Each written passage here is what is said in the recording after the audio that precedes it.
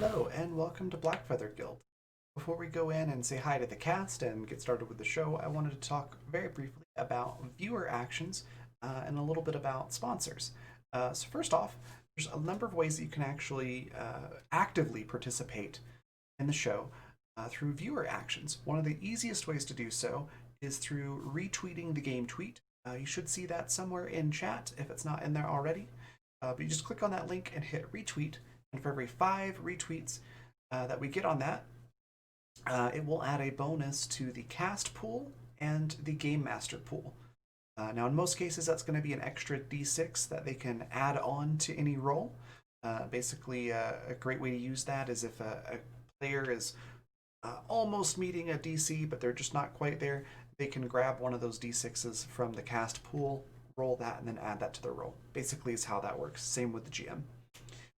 So that's one of the easiest ways that you can participate that way. Another way is through guild coins. That's our Twitch channel points. If you look at the rainbow colored icon, it should have the Blackfeather Guild crest on it. It should be right below your Twitch chat box. If you click on that, it'll show you all the different things that you can get with those. The biggest one being plot points.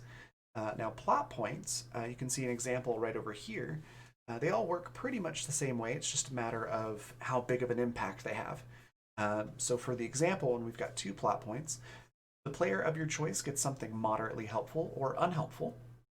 Enter any suggestions for the GM into chat, or you can have the GM come up with something entirely on their own. So just choose if you want it to be helpful or unhelpful to the party, and that's kind of how you can use them. You can throw in your own suggestions as well. How those work: 1 plot point is something trivially helpful or unhelpful. 2 is moderately, 3 is very, and 4 is very to the entire party. So if you want to do something to help the entire party or really throw a monkey wrench in their plans, 4 plot points will do that. So that's guild coins. And then finally, we've got donations. So if you want to help out with keeping the lights on in the place, so to speak, there's a number of ways that you can financially contribute. One of those being coffee.com/Raven or raven.rocks. You can see both of those examples down there at the bottom. Those are the addresses to do direct donations. You can also do Twitch subscriptions or bits. Those work the same way. And then finally, Patreon. We've got a Patreon, which you should see in chat here any second if it's not there already. And our Bard tier patrons and higher get credits towards viewer actions every month that they can use on any show that they would like. You just have to let us know in chat how you want to spend those, and then we'll hand those out. So some very cool stuff. Before we hop over to see the cast, one last thing to mention is a couple things on this chart here. We've already covered the D6 and the plot points, but the triple crits, what that means is you can gift auto critical successes. And you can It's triple because you get 3. You can divvy those out however you'd like. You can do 2 to the cast, 1 to the game master, all of them to the game master, however you want to do it. So they work much like the D6s. The cast members just grab that when they're available and they really need them and use them. So it's pretty cool. And then finally, the last one, introduce an ally or enemy NPC. Just give us a brief description of what you want this character to look like, kind of their character concept and a name, and let us know if you want it to be an enemy or an ally to the party, and the GM will basically take that and run with it. So really cool ways that you can participate.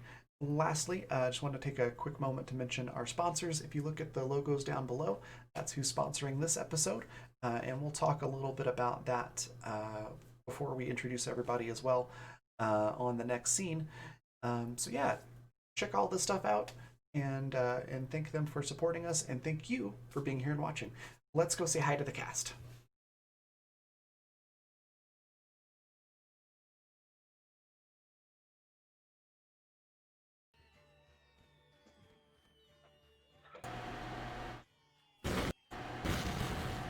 And here we are.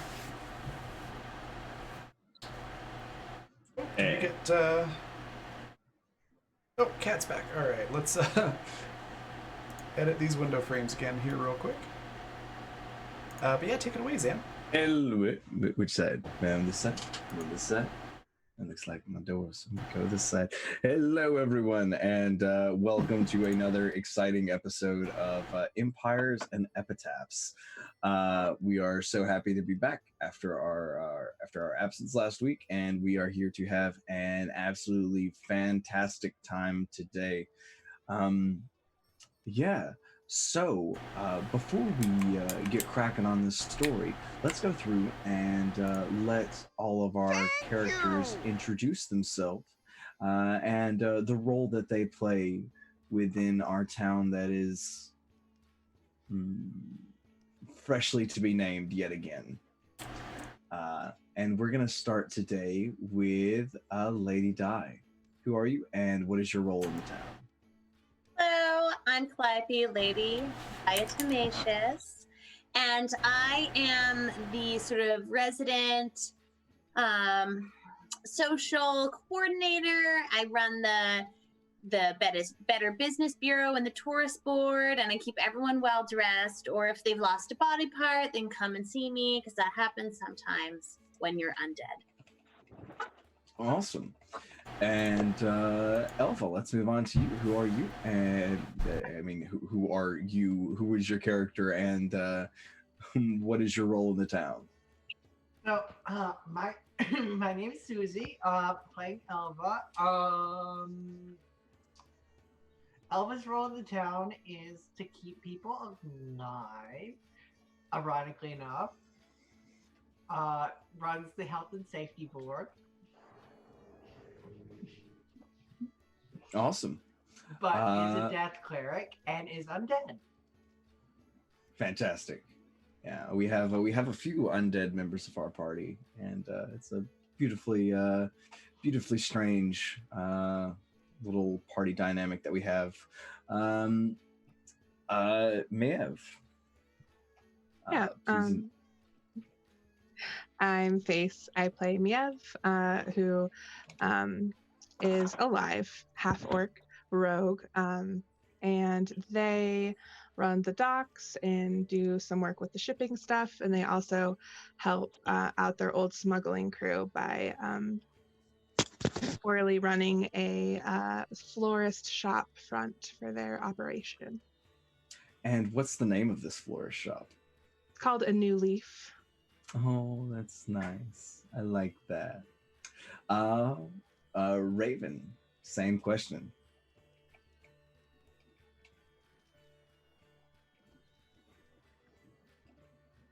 Oh, I think you're muted, Raven. Your lips are moving, but we can't hear you. There we go. I was like, no, I've got like 3 different mute buttons, so it was that one. What was the question? I'm sorry, I was distracted with no editing problem. video frames. It's who are you playing, and what's your role in the town? I am Raven. I am a tabletop streamer. obviously. Do a whole bunch of stuff with the tabletop industry, including game design and art and all sorts of stuff. I'm playing Bark, who is a gnome rogue mastermind, and she is currently the proprietor of the local tavern, Bark's Tavern. How long has it been since I think it's, the last episode? it's been about 2 months. 2 months. Okay, so not still serving up cheap barbecue from the exploded meat golem. So probably looking for her next thing to sell.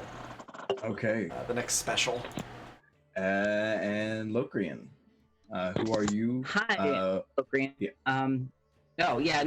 So my video might be frozen a lot, just because my camera device is dying. But I'm also dead. I'm Kat and Schrodinger. And I'm playing Locrian, and he's a mute tiefling bard who is also a ghost. And he's mute, and he's a bard. But he's also part of the Zoning Board of Adjustments, and this is going to be a lot of fun. Excellent. And I am Zan. You can catch me on all the social media stuff. I'll put it into Twitter. I'll put it into chat real soon. And I'm going to be weaving this strange and whimsical story for everybody today. So, Miev, what is the name of our town today? Today it's called Better Place. Better Place. Okay. So the camera is going to pan up, and we're going to see a crisp early autumn morning. Hey, thank you so much, Michael Wayne. We appreciate that tip. Thank you highly. And I'm sure if Michael Wayne was on camera right now, he would want you all to know that if you send him a GIF, he'll give you a clip, and that we are all in this together. So let me know if I screwed that up there, Michael. I hope I didn't. Send Michael a clip. He'll send you a joke. Oh, yeah, that's that. Yep. Sorry, you know what? Yep. You're good. Also, with that $5, with the 2 plot points, which is something moderately helpful or unhelpful, the caption is, there is an argument to Flaming Skull looking to bother one of the players, is the suggestion you've been given to work with there, Zan. All right, I can certainly be an argumentative Flaming Skull, as I kind of resemble an argumentative Flaming Skull at the moment. I hope my voice holds out for it. But we'll, hey Michael, you want to give me an accent suggestion for that Flaming Skull? Just have a little bit more fun with that. You could do Irish. That'd be great. Oh, wait. I mean, I gotta hear it from Michael. So our camera is going to pan up, and we're gonna see yet another freshly painted sign of Better Place. The population has increased close to double since the last time that our story took place here.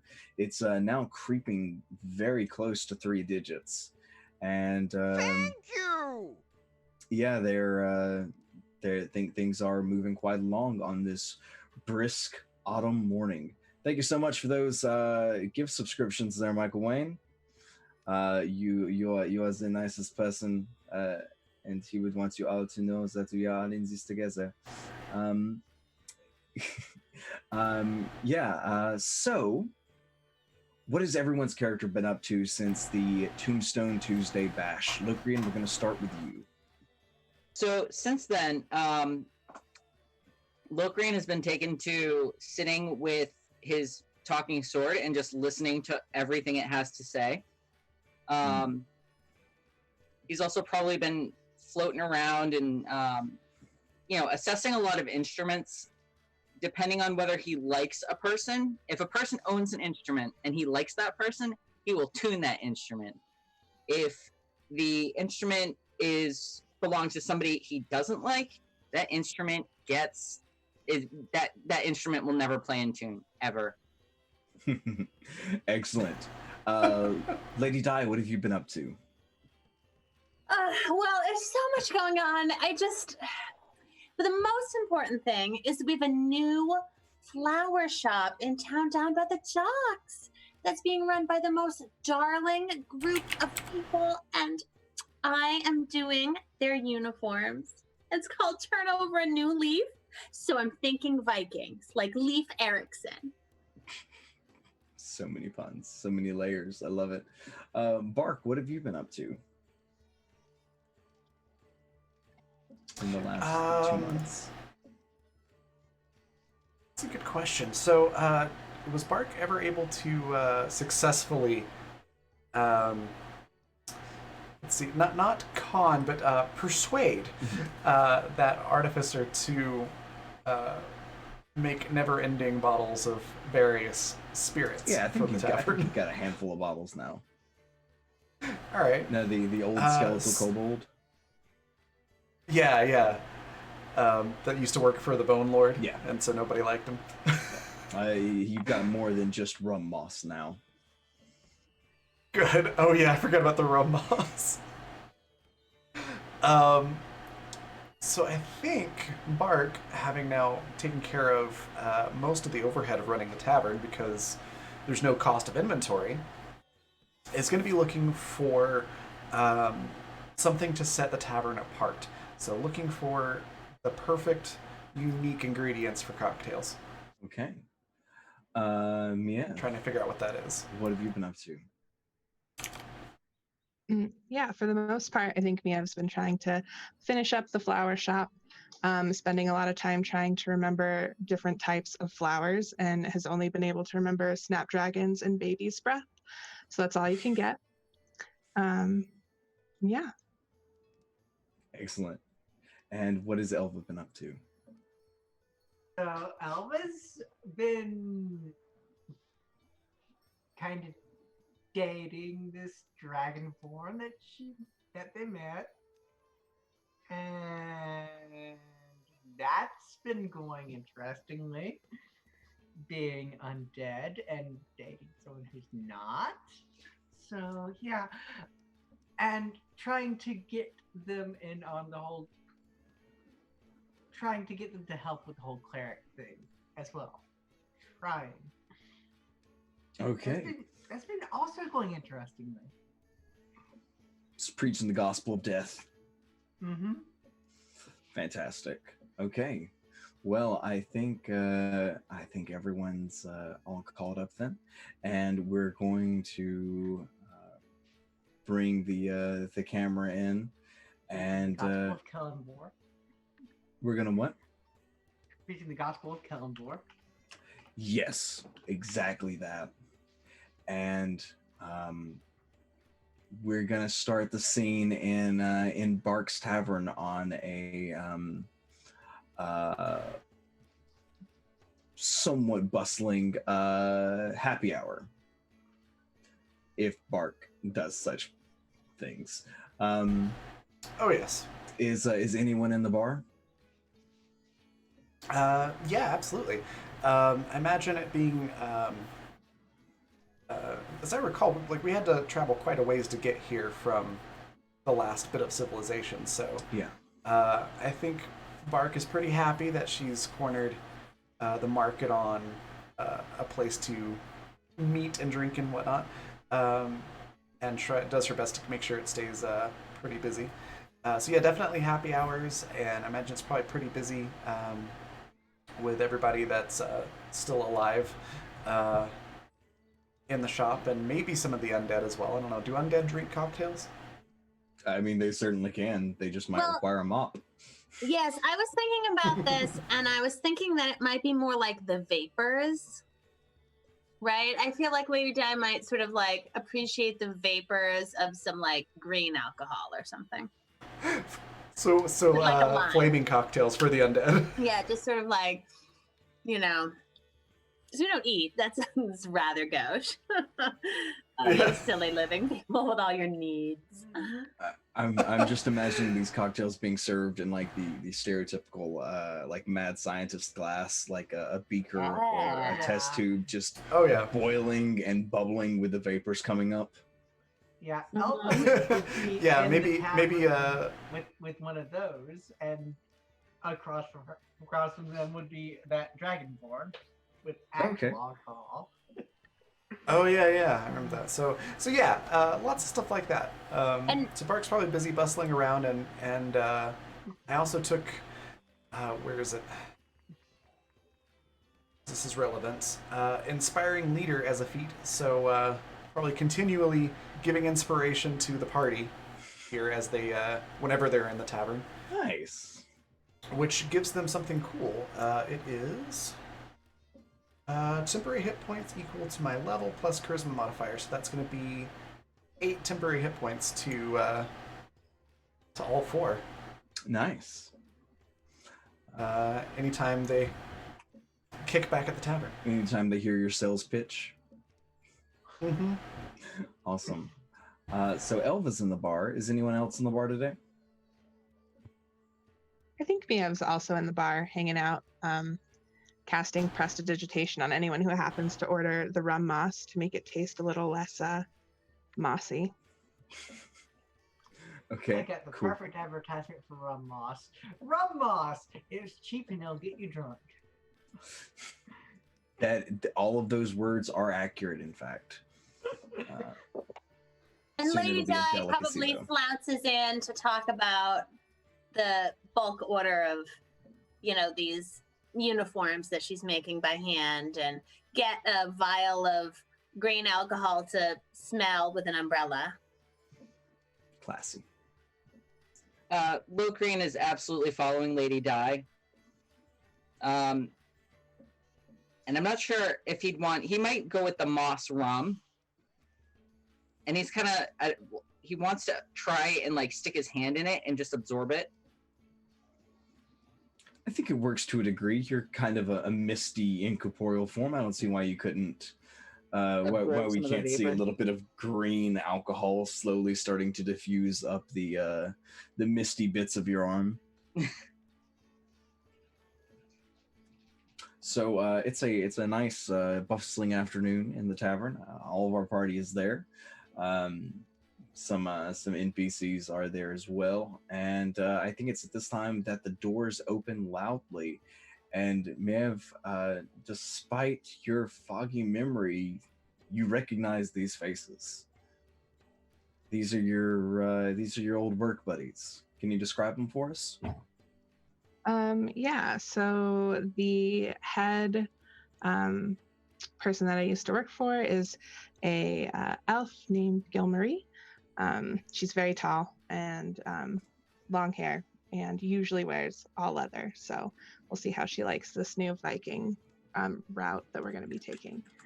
And then I would say there's probably a couple others, maybe like a dwarf character, like a red braided beard, named Krissa, and a gnome. So yeah. Excellent.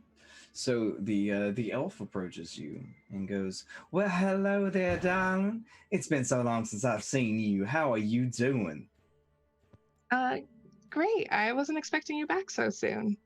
I know, but we figured where there's business, there's fun, and I could smell some fine fashion there on the winds. Yeah, Lady Di was just here talking to me about that.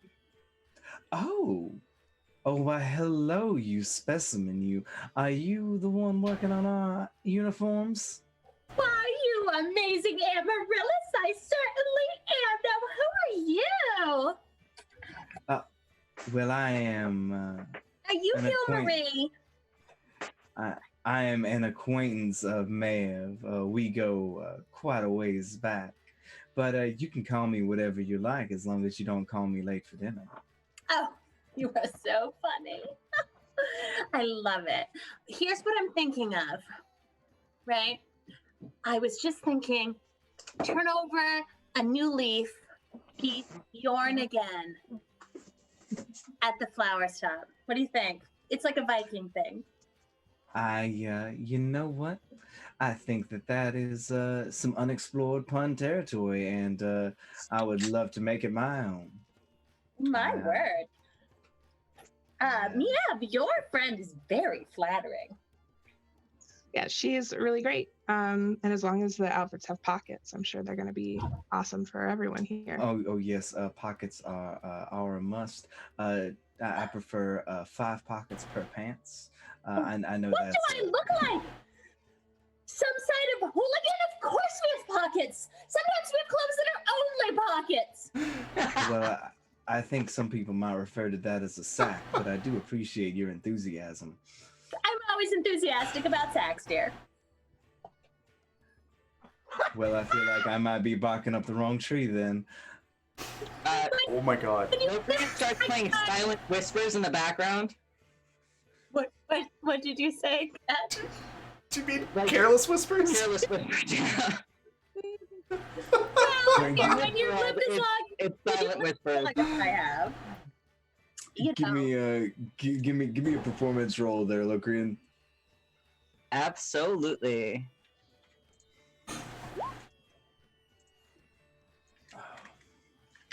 Oh, really?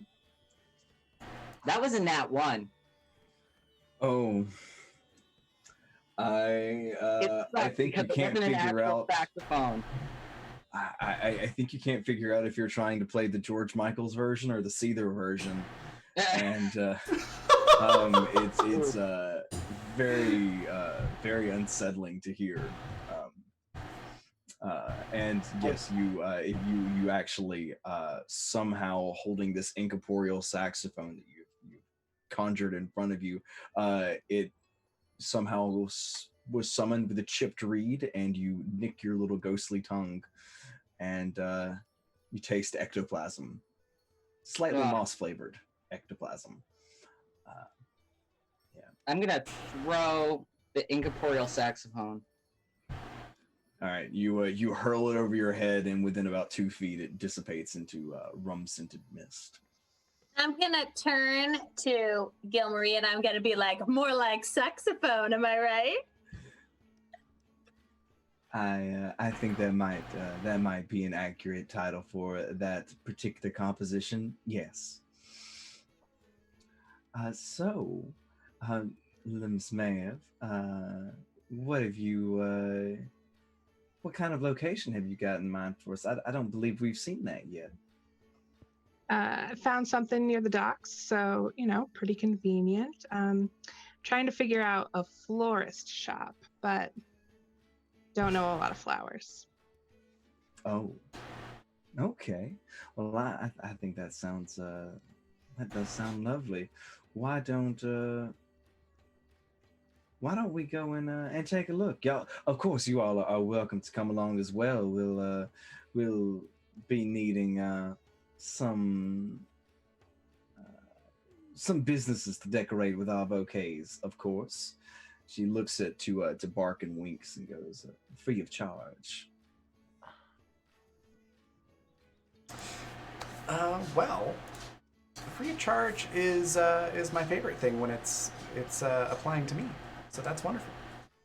And Elvis, she kind of, for just a moment, lets her hand linger just a second too long on your date's shoulder, and goes, "Come on, handsome, wouldn't you like to give that pretty thing that you're with a little something nice?" Yeah. I mean, yeah, I would actually. But yeah, okay. I get. Do you, Elvis, do you want to go with them and get some flowers, stuff? Yeah, of course. Okay, good. Let's. Okay, well, I'll go and get you some flowers. I think that would be nice. Yeah, do some flower shopping. I'm gonna stop talking now. Yay!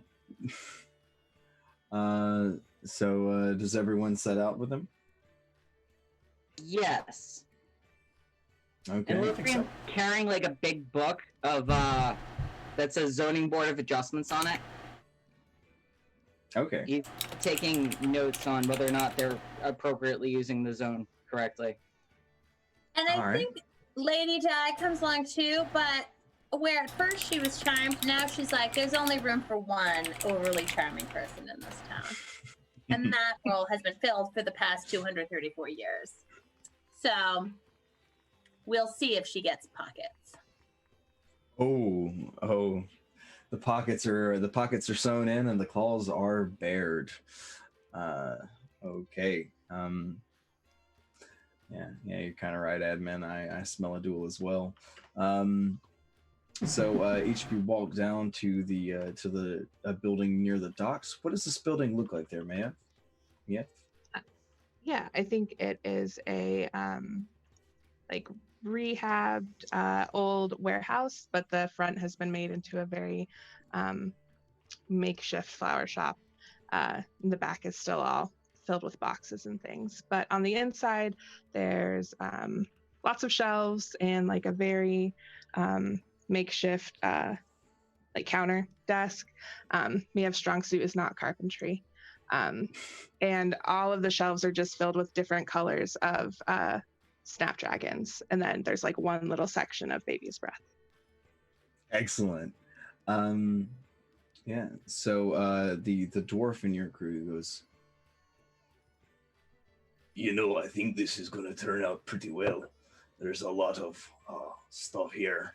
I mean, I can't really see the top shelf, but I do think that there's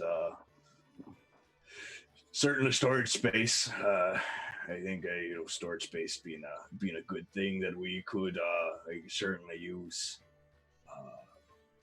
Yeah, I'm a fan. You're ready to get the rest of this place up in spick and span. I know a little bit of a thing or two about craftsmanship. That would be great. Yeah, I knew you'd come through. Yes, no problem. and you said this is a she, right? Is the dwarf male or female? Yeah, woman. Okay, cool. Yeah, she straightens her beard just a little bit and picks up an errant snapdragon petal and kind of tucks it in there. And I'm a pretty hula girl. Oh man, remind me to tell you all that story off camera. That's not a camera safe story, but it's pretty funny. And I have concerns. Lady Di has been like, and when Krista starts like messing with her beard, she just comes over and she starts like braiding it in a lot of very intricate ways. And be like, there, now the snapdragons will stay in much better.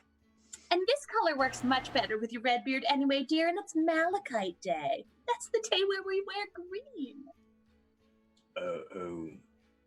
But it's you don't think red and green and make it look like it's the festival of Yules? Darling, do you see this hair? It's red. It's Malachite Day. You gotta work with what you've got. Make a persuasion check for me there, Lady Di.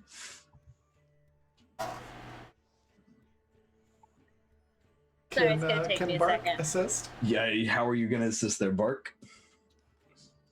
Pretty much just hyping up Lady Di, going like, yeah, it's Malachite Day, like, of course. Okay, yeah. You can go ahead and assist. You can take advantage on that roll. All right, so 23. You know what? I think you're right. I should probably be taking advice from a lady as pretty as you. You're right. Okay. That's right, dear. And you come by anytime to the Curl Up and Die, and I'll just help you out.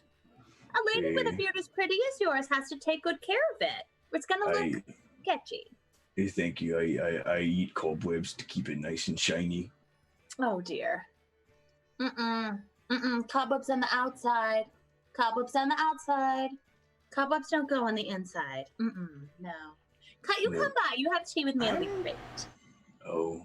I mean, I'm pretty sure cobwebs don't go inside or outside. That's usually, Oh. Old dwarf with some Oh, I'm cobweb make sorry. beard shiny. Like, what the fuck are you talking about? Oh, I'm sorry. Bark, have you been the person who runs fashion and styles hair in this town for over 200 years? No, I No, just, you I certainly mean, I just have to worry. Sit.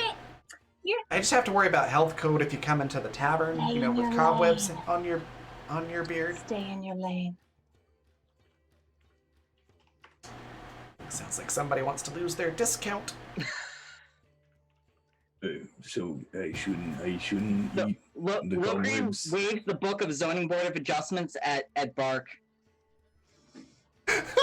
Like somebody wants to lose their bar. Okay, I don't really know what's going on here. Princess, There's, sweetie, you are doing fine. You are doing fine. Cobwebs on the outside, it makes it stick. So when you braid it, it doesn't come unbraided. If you want it to be sort of like curled, it'll work out great, honey. You just come see me, you Joseph, darling, and it'll be fine. And I'm gonna give Bark a look, like Can a maybe can put you my do- hand on my scissors. Cause I have like a holster of scissors on my upper thigh. Just I'm imagining like a bandolera. Yeah, Is that what that's called? Barks. it's gonna be Yeah, just I fun. think so. All I'm saying is, if you come in there, come into the tavern with cobwebs on your beard, you're gonna be the one talking to the health inspector, not me. Okay? Actually, I think isn't our health inspector right here? Alva, what do you say about all this? I've not been listening for the past like 15 minutes, literally. Then I guess it's settled. So tell us more about the decor here, darling. Here? I just have the flowers. I set up some cots in the back to sleep in. I don't think decor is my strong suit.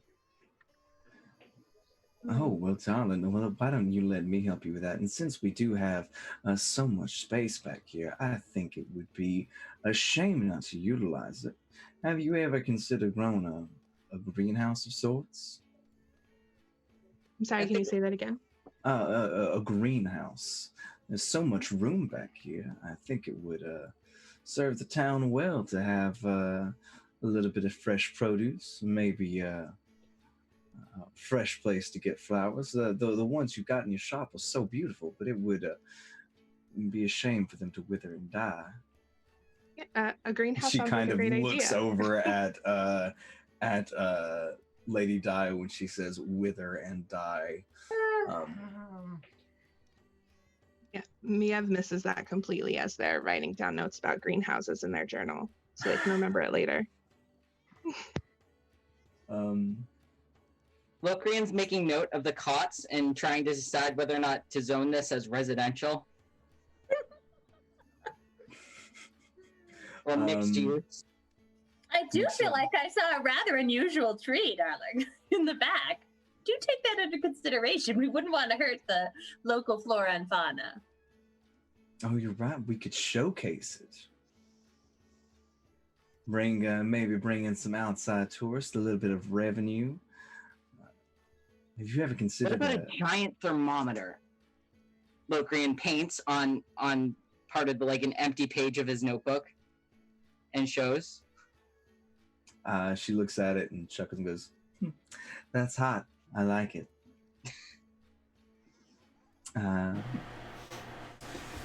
Hey, we just hit 5 retweets, so that's going to be an extra D6 to the cast and Zan, by the way. Yes, extra D6 I can use to ruin So- lives. So currently we've got 4d6 and 3 crits, or I'm sorry, 5d6 and 3 crits, and Zan has 4d6 and 3 crits. Awesome. So yeah, thanks for that heads up, Raven. Who else was in your crew, Mav? They're here with us right now. Yeah. Yeah, there was a gnome. A gnome. Yes. What's their preferred pronoun? He, him. Yeah. Okay. So your gnome friend walks up and he goes, Well, this is kind of a nice place. I think there's some stuff that I could do here. You want to show me into the back, and maybe I could take a look around. I think I Yeah. can make some improvements. Yeah, that sounds great. And Miev Great. goes past the counter and escorts him to the back of the warehouse. Okay, this is cool. Well, first you got your cots here, and this is a really inefficient use of space. We need to loft these bad boys right here, and yeah, we loft these, and we get some more room inside, and it'll go really well. It'll give more floor space, and it also we can advertise it as a studio loft, and then really it gets those fancy words, and the property listing goes right through the roof. That's good stuff right there. But I imagine we'll mostly want to keep it for us. But it looks good on our income taxes. Are there income taxes here?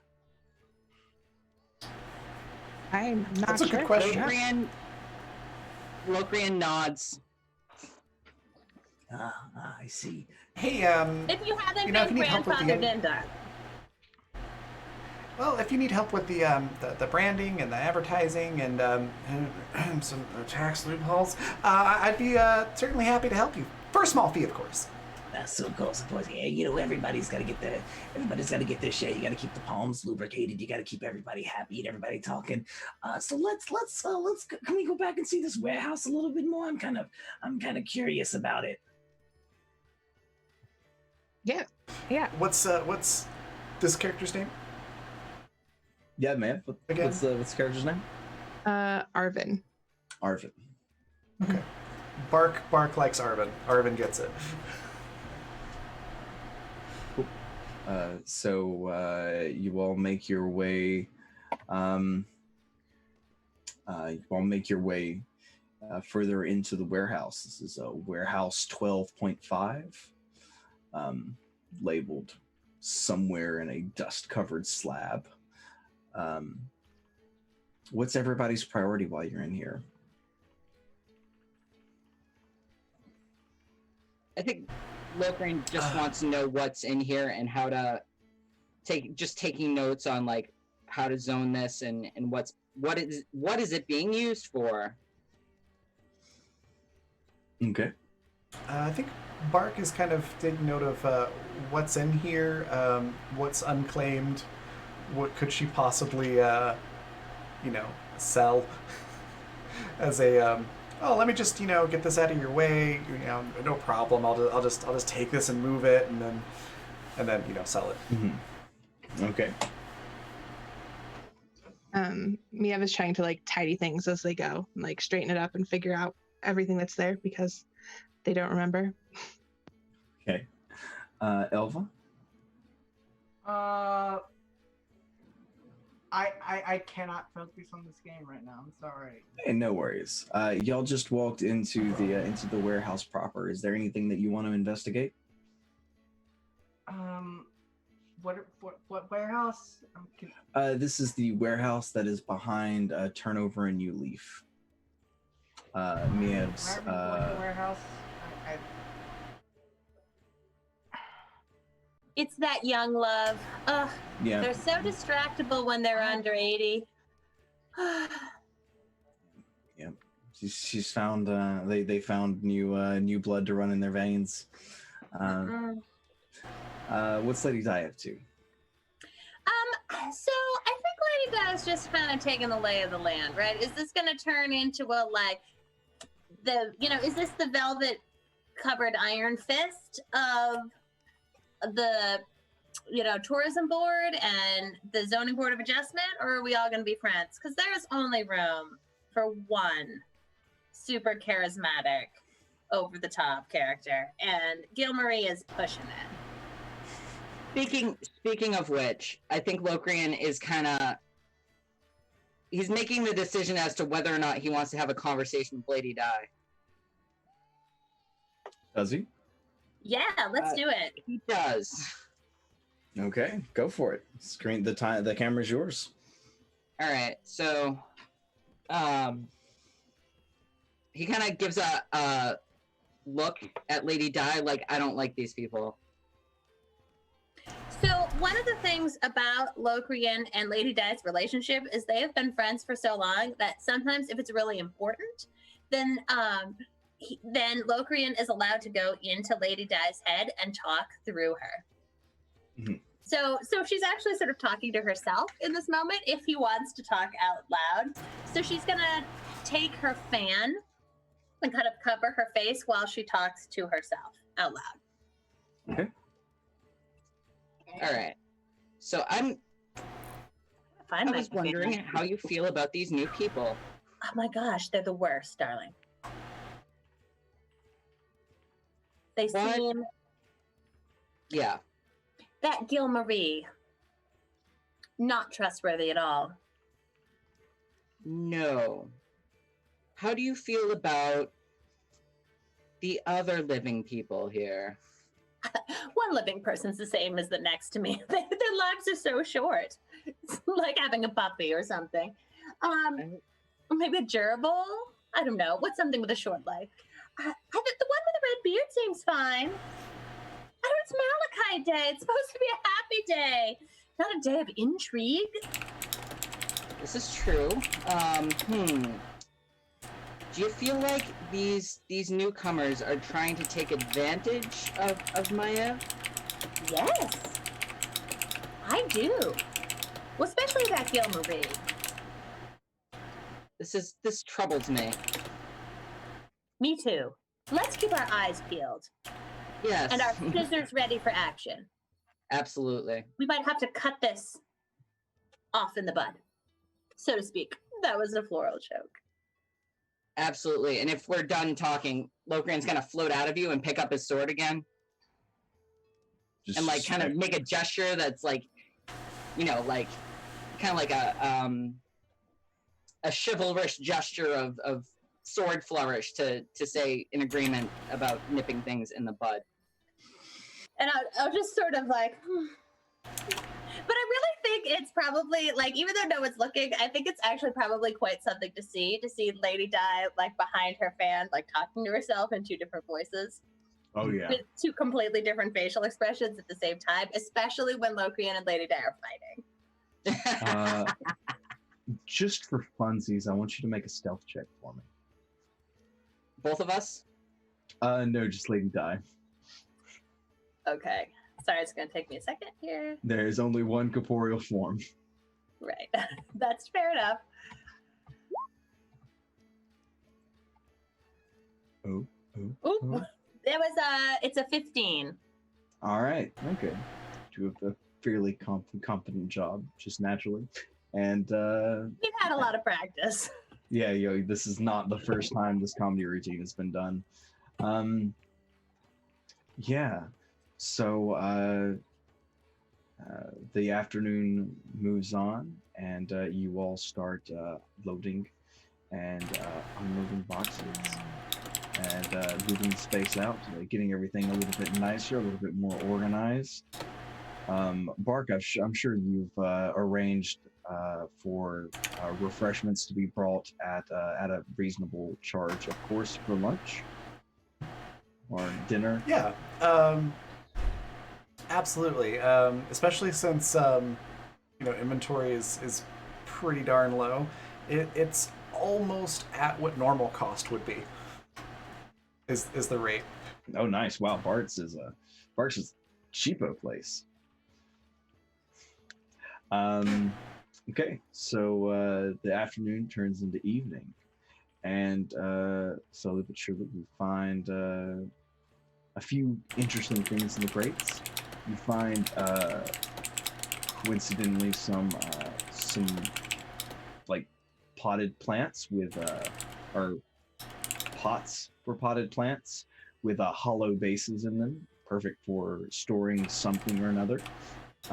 You find large unstuffed teddy bears or teddy beholders, whatever the case may be, teddy dragons, the plush animals with no filling, no stuffing inside, ripe for being filled with whatever nefarious things you have to fill them with, and some other such things. Locrian, what's the most interesting thing that you find this afternoon?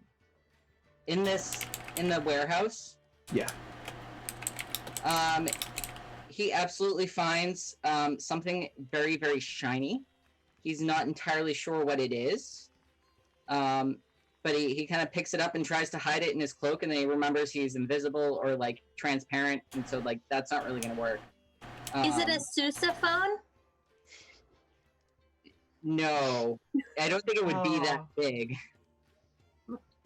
All right. Those things are really, really Shiny. big. And also shiny. But they're also very shiny, yes. You know what? I think it's a music box. Okay. Yeah, gilded gold, and what's the tone of the song that it plays? It plays the girl from Neverwinter, which is the girl from Ipanema, but D&D style. Excellent. I can dig it. Lady Di, what's the most interesting thing that you find today? I think the most interesting thing, she doesn't really care about any of these things. I think the most interesting thing she finds is that she is just charming the bejesus out of Krissa and Arvin. So it's like she's slowly trying to steal them away from Gilmarie. So the most interesting thing she found was like just being charming to them. Whatever was interesting to them is interesting to her. Okay. Elva, did you find anything interesting in the warehouse? What would I don't think we really covered what was in there. Did we find out what was in the warehouse? No. We're kind of I'm letting y'all flesh that out a little bit. Oh, okay, I gotcha. Yeah. In that case, I would probably look for like some sort of, I don't know, healing potion. Yeah, you find a couple of vials of dark green liquid that smell like they would be good for healing, but they smell a little bit strange. They smell a little bit earthy. I need to get these looked at by a chemist, I guess. I think maybe Locrian finds a dead rat and brings it over to Elva. What does Elva do with a dead rat?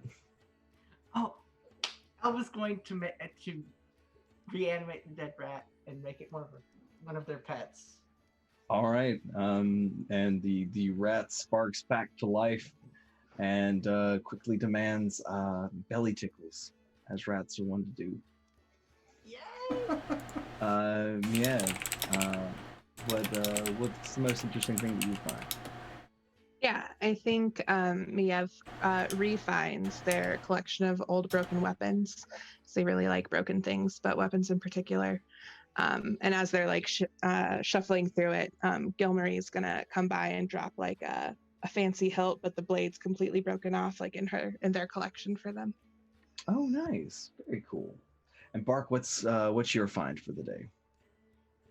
I think Bark stumbles across, and this warehouse is like one that's just been here sitting for ages because of the Bone Lord and all that, right? Yeah. Did I get there? Okay.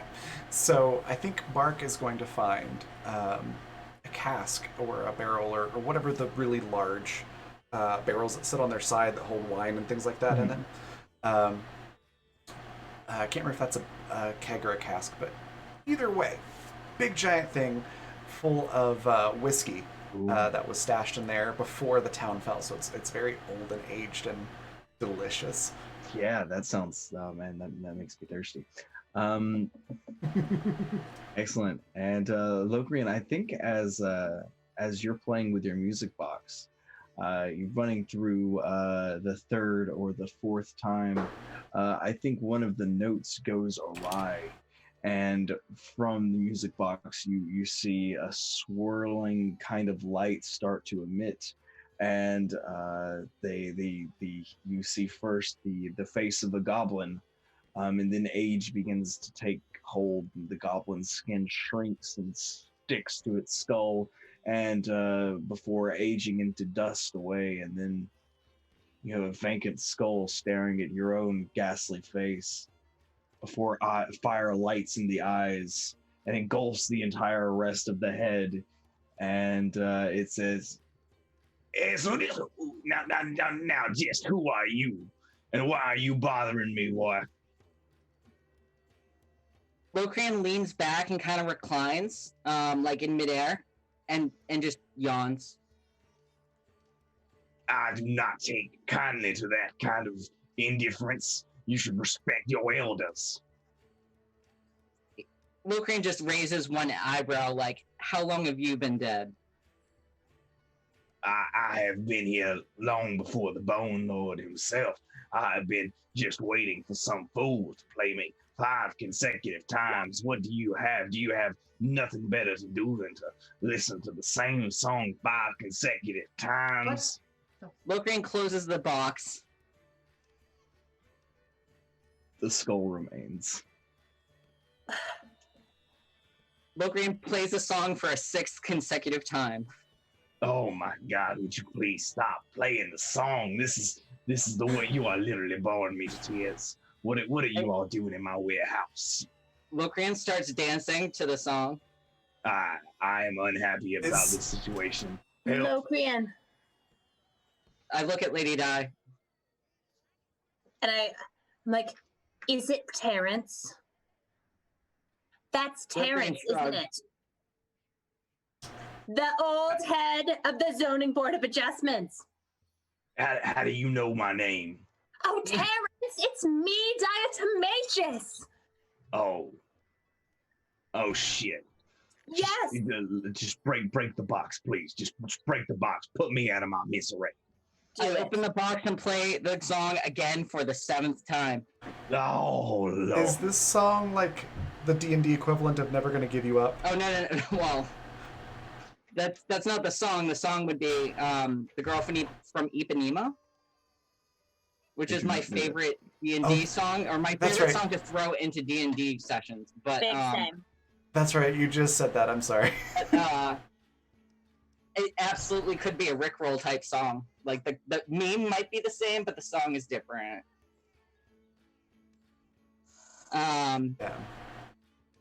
Yeah. So I think I would show Terrence that I'm the new head of the Zoning Board of Adjustments now, with my book. This is disappointing. My whole legacy has gone to ruin. Why would you do this to me? Why would you soil my beloved trade? I bonk him on the head with the book. It's incorporeal as well, so I guess it does bonk. It does indeed bonk. Lady Di is going to take out the battle parasol and open it and sort of turn it and be like, "Come, everyone, we don't need to listen to Terrence anymore." No, that's fine. Terrence can't tell you how to bring this place back to its once thriving, it's once thriving energy fields. No, that's fine. Terrence doesn't know anything. Terrence didn't help build this danged old town. Yes, oh good. An 8th time. I'm glad we remember it the same way, Terrence. Come here. Y'all didn't build this town. That's fine. I couldn't help it over here that you were planning on making this into a greenhouse, and I might know a thing or two about gardening. Don't listen to him, Yev. Don't listen to him. He's very persuasive. Miev is very conflicted, but knows nothing about gardening. So says very warily, "What do you know about gardening?" Well, I know that hidden underneath here is a secret bunker for mushroom growing, and that this ceiling is actually retractable and already holds glass panes, most of which are still intact. Not all. Now, when you say mushroom growing, what type of mushrooms are we talking about? Because there's certain types of commerce that I don't get associated with. I mean, I was talking about like shit take mushrooms, but I believe you mean shiitake mushrooms. your dialect confuses me. Come on, Bark. Well, The only see-through pain around here is Terrence, and maybe also Gilmarie. Don't listen to him. He just wants to take over the ZBA and change the whole downtown area back into residential. Thanks, Edmund. I agree. I bonk Terrence on the head again with my book. I wish you would. I wish you would stop doing that. That is mighty unpleasant. I open the music you. box Thanks. again and play it for the 9th time. He's weeping, openly weeping now. I love this also, song. Thank you, Admin Anon. I am. I appreciate you recognizing my my sublime improv work there. Appreciate that. He goes, Wait, so you all gonna accept my help, or you just? I mean, I'm kind of stuck here. So if you don't want to, you give me a little bit of a hand. I kind of wouldn't mind getting back into the gardening business, since apparently my position's been taken over by incompetence. I think I want to set up. Is there any way I could set up my sword next to Terrence and like put like a teapot display in front of them and have them like sit down and talk like old men? Like I feel like my goal by the end of this is to have an old porch and a rocking chair for each of these two characters, and just have them sit and be grumpy old men together. yeah, you definitely can. There's no real chairs out here, but we're gonna say you can materialize two glasses of iced tea. You just sit in front of them, and I'm not really gonna talk to myself here. Hi. Because Terrence's voice alone is killing my throat.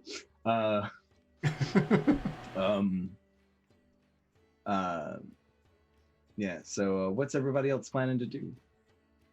While Locrian and Terrence are talking, Miev wants to try and investigate a way to find this retractable roof mechanism. All right, roll an investigation check for me. Oh no.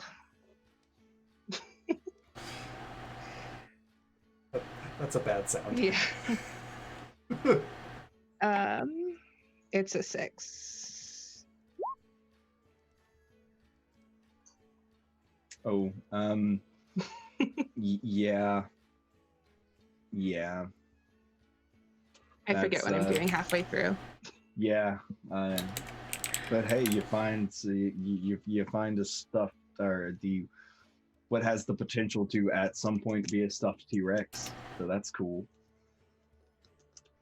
It's a little mothballed, but otherwise, what were you doing again? Oh well. You rolled so bad the DM forgot. Yeah, no, I'm with you. I'm with you. Mark's gonna kind of follow up behind me and be like, so what are you doing exactly? You seem confused. I think I was looking for something. Oh, like maybe how these floorboards or whatever it was retract so that it's a greenhouse. I think that was it. Yes. I can't find it. Oh, I'm usually more for hiding things than I am uncovering them, but I could give it a shot if you want. That'd be awesome. Yeah. Miev points to a corner and says, I think I've looked in this area. Okay, you seem a little out of it, so I'll just double check it just to be sure. So it's a 19 to investigate for this mechanism. Yeah, you can find it. There's a little pull winch over in one of the corners. And with a couple of tugs, it starts to open up, and the room is bathed in sunlight, though the sun is starting to set at this point. And you get about 3/4 of the way through, and then shards of glass just start raining down on everyone. Oh no! Everyone except Lokri, and I need you to make dexterity saving throws for me.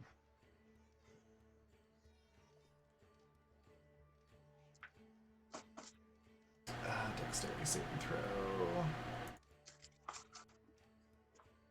So that's a 14. And I got a 15. Nice. Nice face.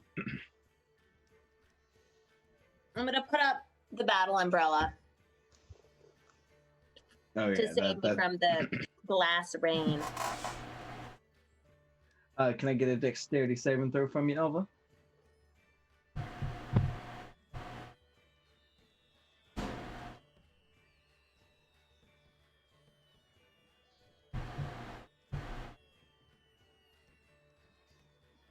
I think you're muted. Might be. There we go. That sums up my night. Oh. Oh no! Yeah, Elva, you and your date are peppered with glass shards, and you're both going to take 5 points of damage. It's not too bad. Yeah. Luckily, there's no real weight behind them. It was just shiny little sparkly shards of glass. But yeah, now that the ceiling is fully retracted, you can see maybe 1/4 of the glass panes are broken. Everything definitely needs a good cleaning, but there's salvageable stuff here. I think with that 19, you also find next to that a little sliding mechanism that opens a cellar. Ooh.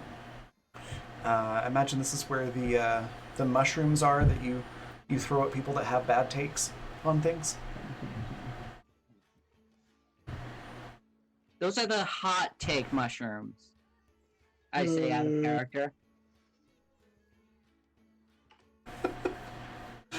But so if you take the shit take mushrooms and you cook them, is that when they're the hot take mushrooms? Lokri nods. Okay. The question is, the important question, how much will people pay to eat these? And from the basement, you hear a screeching sound. That doesn't sound good. And that's where we're going to take our break. All right, so we'll be back Perfect. in about 10 minutes, and we'll pick it up from there. Be right back.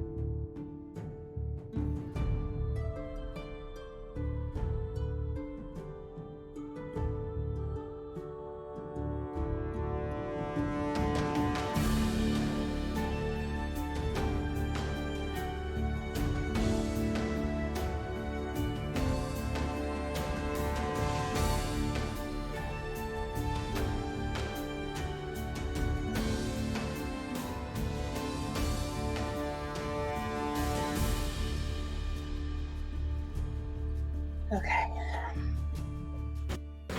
And we're back. Yeah, welcome back, everybody. Thank y'all so much for hanging out with us through that break. We are now back, and As the door to the basement has creaked open, and the entire party has heard an ear-splitting scream, Elva's date looks to them and says, "Hey, this is getting a little bit intense. Do you want to just like maybe go back and like chill at the beach or something?" And Elva nods as the two of them make their way out of the warehouse. Just to clear things up a little bit. Yeah, love. And that is the situation for the moment. Terrence and the Bone Blade are griping at each other over spectral glasses of iced tea, and the stage is yours. What does everyone do? I think Bark wants to start looking around at these mushrooms to kind of see if they actually are edible, how many there are down there, and whatnot. Okay, are you heading down the stairs? Yes. Do you have dark vision? I might. Yes, I do. It's because I'm a gnome. Okay. As you head down the stairs, you notice only a few points of dim illumination from glowing fungi across the wall. But before you is not an empty mushroom cellar, but what appears to be a primitive civilization. Fibrous walls and vines create walls and roofs for short houses, and you see bipedal shapes scurrying around in the darkness. None more than about 3.5 feet tall. So they're like bark-sized. Yes, though significantly thicker than bark, I assume. Okay. Now, is that THICKER or THICC? THICK. Okay. Why not both? It could be both. I mean, I feel like the latter is much more subjective. Okay. That's fair. Bark's gonna look around and then look back at whoever is immediately behind her on the stairs and go, don't think these are mushroom people. Or mushrooms. Maybe they're mushroom people? Okay, so Locrian's gonna go. This is not zone. This is not zone residential down here. Oh, Locrian goes and grabs the sword, and like, kind of gives a glance of like, I'm sorry, I need to interrupt here, and then kind of swoops down into the hole with his sword as kind of like a pen, like just this oversized novelty pen, and just like starts making notes about how this isn't zoned residential. Okay. So yeah, anybody else going down the stairs? Yeah, I think Mia followed Bark, and so is right behind Bark.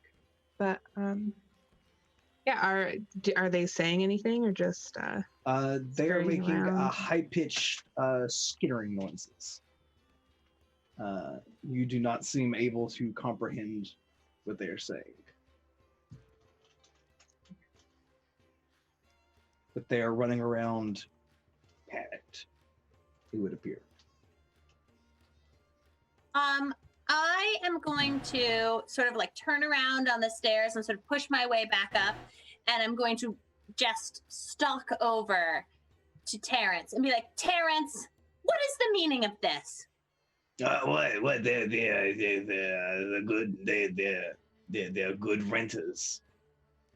You know this isn't residential. You always do this. You try to change everything into residential so you can be some sort of landlord. Look, it's not residential until it is. You are against progress, Terrence. Says the lady So, who tries to gentrify everything.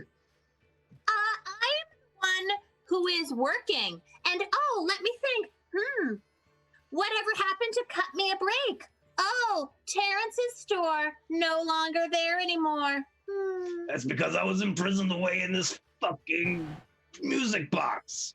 Well, maybe if you So, just stuck to one thing instead of trying to be a greenhouse and a hairdressing place, that wouldn't have happened to you. So, I'm sensing there's some history between you two. Do you two need to be alone for a little bit? Do you need a room, or?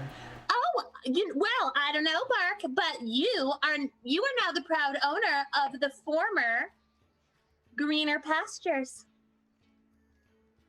Oh, this, you gave a fleshy. You gave a fleshy my store.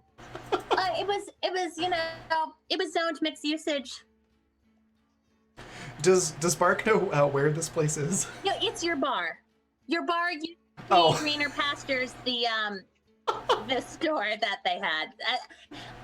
I'm imagining in my mind that across the street from the Curl Up and Die and the Fashions to Die For was Cut Me a Break and Greener Pastures, which was the competing hair salon. Okay. Shop. Okay. In that case, Bark's gonna look to Terrence. Now that Raven's on the same page, Bark's gonna look to Terrence and go, "Oh yeah, it's I mean, it's much nicer now. It's a tavern. Oh, it's much nicer. It's much nicer now, is it? Because it's not. That is what I said. Because you're not building substandard tenement housing to take advantage of the underserved in the city, Terrence. I'm sorry. Everybody needs a place to rest their bones now, don't they? I think Not I. Bill floats up and pulls open his book and shows to Terrence this line that says, "It's not gentrification if there was no redlining." And that's a rule now. I don't know how y'all are doing with these newfangled rules and regulations, and I don't know. It's not gentrified, Terrence. It's petrified. We've all been alive for 234 years, and you were behind the times, renting out the substandard living for these mushroom people. What services are you providing them?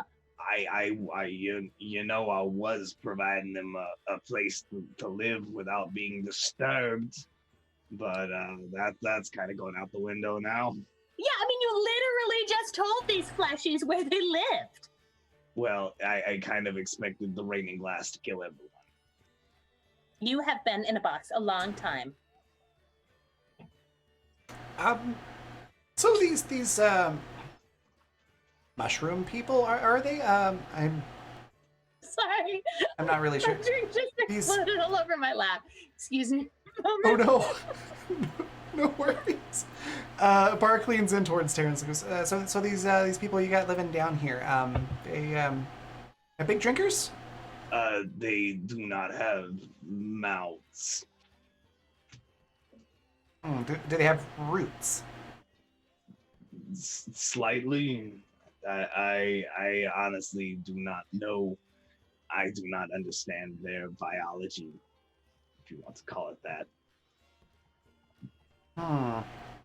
Lokrian starts Suppose I could playing come up with some sort of fertilizer cocktail. the opening bars of System of a Down's Sugar,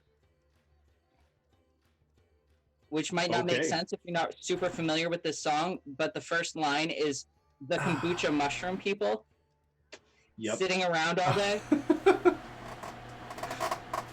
Who can believe I you? love that we've not even really confirmed that these are mushroom people, and all of us just gone with that.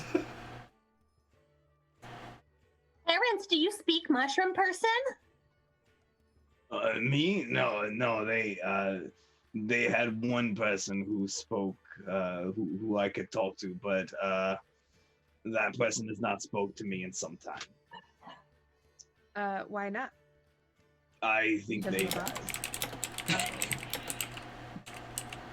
Well, we can That's solve that unfortunate. problem. Can you? Well, I mean, when Susie gets back, if when Alpha gets back from her date, we can solve that problem if we have the dead body. Well, that's the thing. I think they decompose. You're so useless. Terrence. Excuse me. I have been in a music box for 200 years. I'm sorry. I missed I'm that not. song. What So- song was that? So Locrian opens the box again for the 10th time. Is there a second Terrence that appears?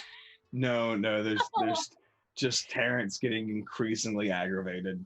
Then Locrian's really fucking disappointed that there's not a second Terrence that appears. Oh my god. So, anyways, the spat between parents and Lady Di here aside, what should we do with all of this? Since I mean, there's people living here. Should we just close the basement back up and leave them alone, maybe?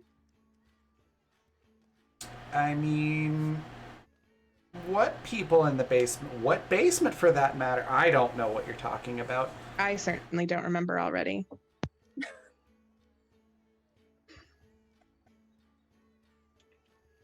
I don't know. Is that fine? Is that fine with the zoning board of adjustment? Locrian kind of furrows his brow, and he pulls out his sword, but doesn't use it as a pen. I think that's a no.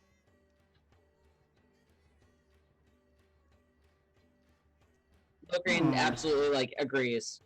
Yeah, it's a no.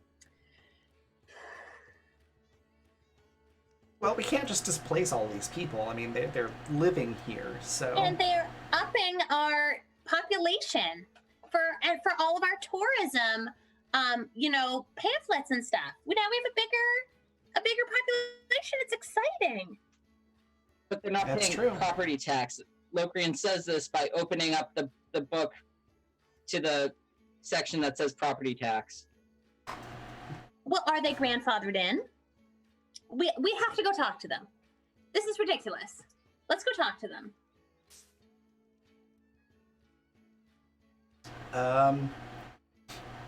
So, Bark is going to walk up to one of them and try saying hello in Common, Gnomish, Halfling, Thieves' Cant, and Undercommon. And see if they respond to any of them. It seems to recognize, it's kind of running around in circles, going until you get to Undercommon, and then it stops and looks at you.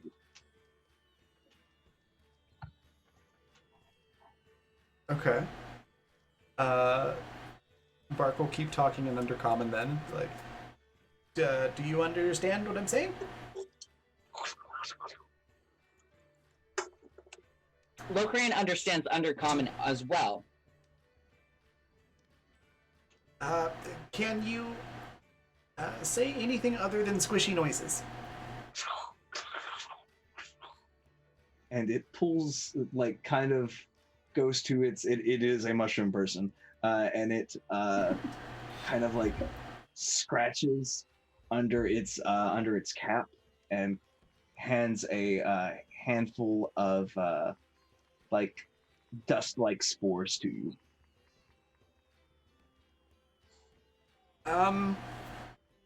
Bark's gonna do that little kid meme that we're all familiar with the avocado at Christmas, and go, "Oh, spores! Thanks." And just put them in her pocket, I guess. Put them in your ears. Why would I put spores in my So you can ears? understand That sounds them. entirely unsanitary. But you can understand them then. I was Dad, going you're to being suggest eating them. short-sighted. But I don't want mushrooms in my ears.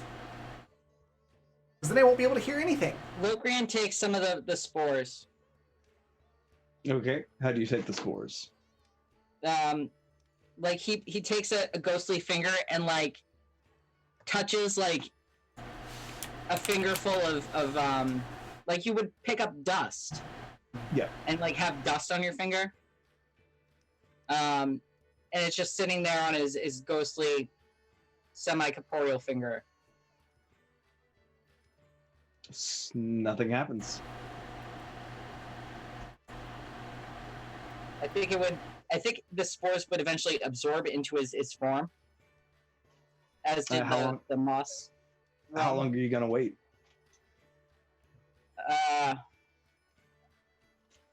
I mean, I've already lived 2 centuries. I got all the time in the world. I'm not really worried about time. All right. So it does take a minute or two, but yeah, eventually they are bypassed into the spectral membrane of your finger, and the mushroom looks at you and goes, "Hello, can you understand me?"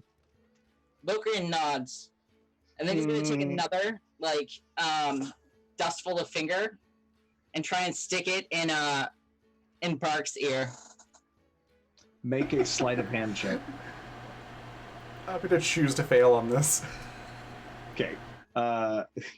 Great. Yeah, you wet Willy Bark. Gross! And I've yeah, got Bark, you feel mushroom stuff in my ear. mushroom stuff creeping and crawling around in your ear.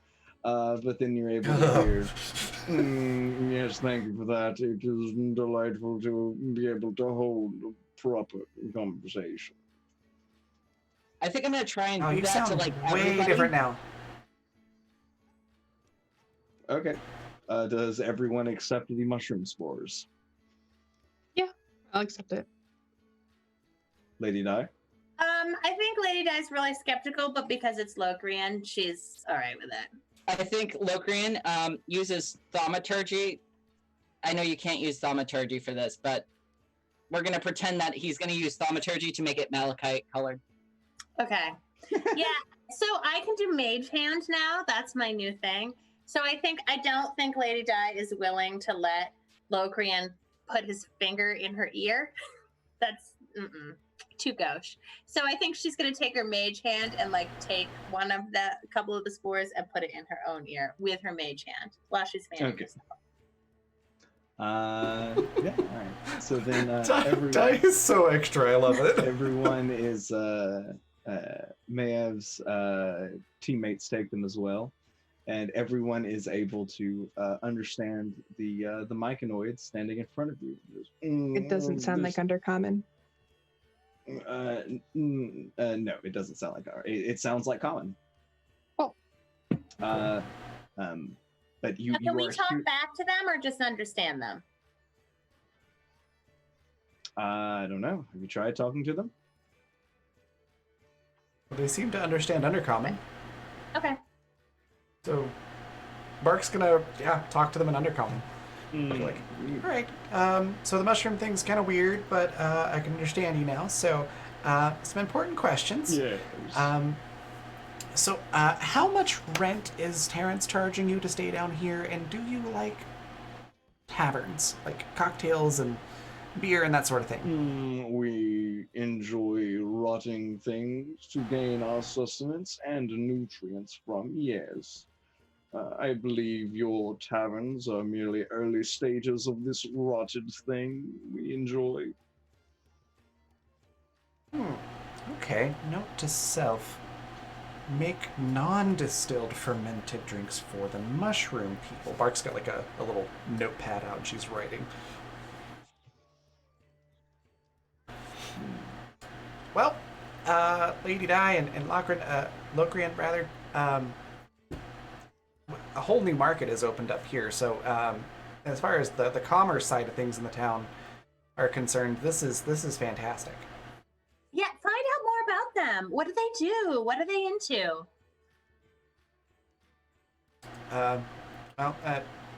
Lady Di wants to know what you do and what you're into. We are into subsiding and having a peaceful pantsocracy. A pantsocracy? Pantsocracy. A piece of what now? A peaceful pantsocracy. So, what do you only wear skirts or something? No, I'm sorry. I forget that some people are uneducated. Well, I've just never heard of a pantsocracy. It's a...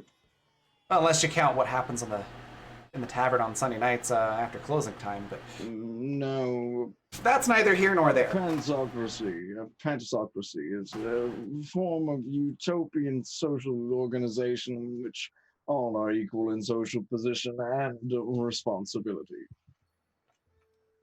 I suppose you'd have to be if nobody's wearing pants. We have no squishy bits, so this is not a problem for us. There is no modesty among we myconoids. We have nothing to hide. I think Locrian's going around and kind of taking a census. Okay. Can I do I believe these mushroom people, I suppose, that they have nothing to hide? Make an insight check.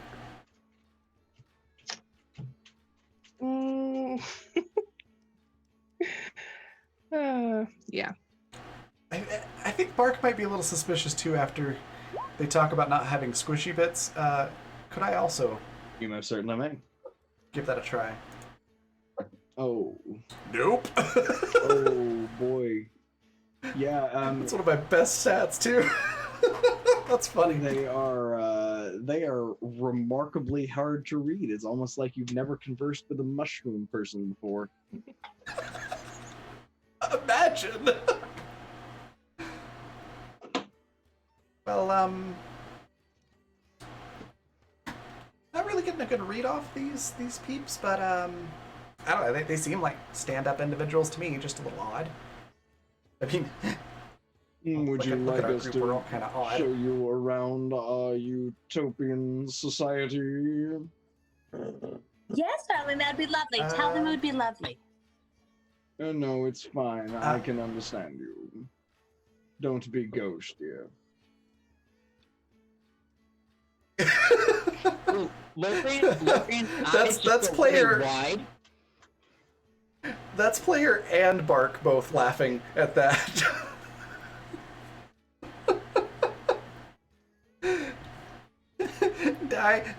They just said the thing that you say to you. That was hilarious. I find these She might try to mushroom murder people- you later. Just I find these just mushroom heads people up. bore me. Darling. I still want to see your town. It sounds cool. You're fantastic. Do follow me. Please don't touch me. Yeah. I'll take a look. I for one don't find it sporing at all. I just don't think he's a very fun guy. How droll. I love these mushroom people. So this mushroom person takes you around, and this is a sprawling underground complex. It probably occupies a good 10-15% of the city itself. It looks as though they've carved away caverns and tunnels under most of the main buildings, even under the bone castle itself, where it looks like they were getting a lot of their food matter from the bone castle's waste dumps.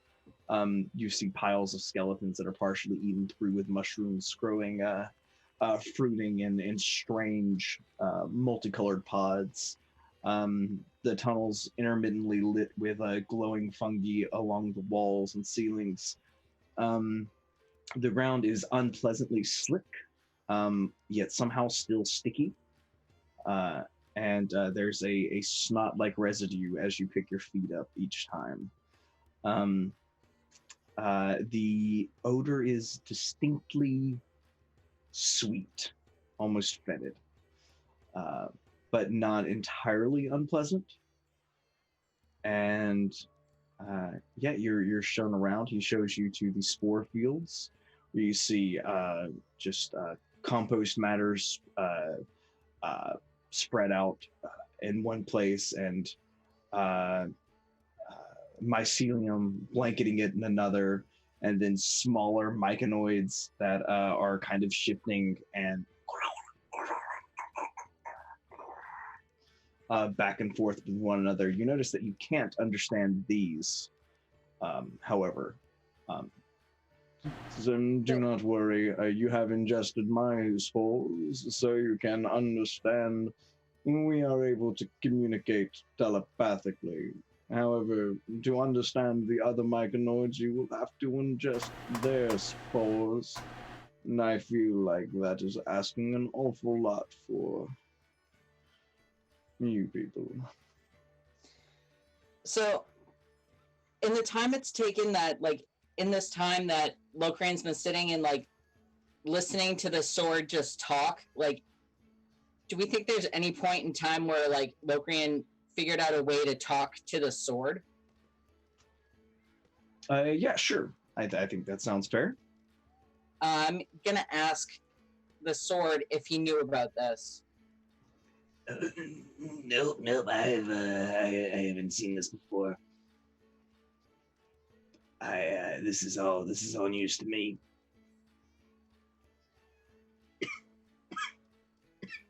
And I kind of give him a look like, okay, you're useless, and I put him on I put him back on my back. Sheath him again. Okay. Yeah, and you're continued to be taken around. They take you to a few separate fermentation rooms. It looks like the fermented product is different in each one. There's kind of a gruel being made in one, the fibrous that they use for their houses being made in another, a potent kind of brown sludge, and another that smells almost like almonds. It's an absolute wild civilization. There is no distinction in any of the houses, though. They are all completely identical. What is all this stuff you're making? These are things for various needs. A room to grow the substance that we make our houses from, as we are ever expanding. Well, speaking of that, dear, I just thought, that above, right over there, there's a whole castle above ground. You could expand into the castle. We could just cover up the walls if you don't like sunlight. You could just cover up the windows. And you could just put your, expand your whole civilization into the castle. Are you suggesting a mushroom kingdom of sorts? Oh, God. Well, there isn't mushroom to grow around here. Oh, God. Bark is frantically trying to get Lady Di's attention. Going like, that's where we were gonna set up the tourist B&B and everything. We can always do another Airbnb, but think about what will happen if the Bone Lord comes back and his whole castle's covered in mushrooms, dear. Okay, that would be funny, but I'm just thinking, the tourism revenue from the castle would be huge. We can always set it up as some sort of tourist site to see the mushroom people, but we can't. At some point, the Bone Lord is going to come back. And the reason I know this is because I'm literally not dead. Like, my entire reason for still being alive, I'm too pissed off to die at the Bone Lord. And if he wasn't going to come back, I'd be dead by now. Right. I think I see your logic. So I'm just saying, let's stick it to both of them at the same time. Okay, fair enough. But premium rent prices. I mean, really, honestly, if we filled the Bone Lord's castle full of this shit, I don't even care. If they pay, they could have, they could be part of the downtown zone that pays very small rent prices. And Bark seems to just get the reaction like somebody had just said that the Beatles were horrible rock and roll music. That kind of reaction, everybody would be like, how dare you? Bark. How old are you? Well, first of all, that is a rather rude question to ask, lady, dear. But I'm 45. Okay, so when you are 234 years old, you will learn to play the long game. And what I'm telling you is, if we could get the mushrooms to grow in the castle, it'll solve two problems at once. When I'm 234, I won't have time to play the long game. Well, I'll be old. fair. But maybe you'll be so pissed off that you'll live forever. My point is, notice how they've hollowed out almost entirely under this whole town? What's going to happen when it all falls in? I see. That would be problematic. Mm-hmm. All right, fine. Hey, not my mushrooms, not my castle. You go for it. This was And I'm just riveting gonna- to listen to. Oh, right, you can hear I us. can hear your thoughts.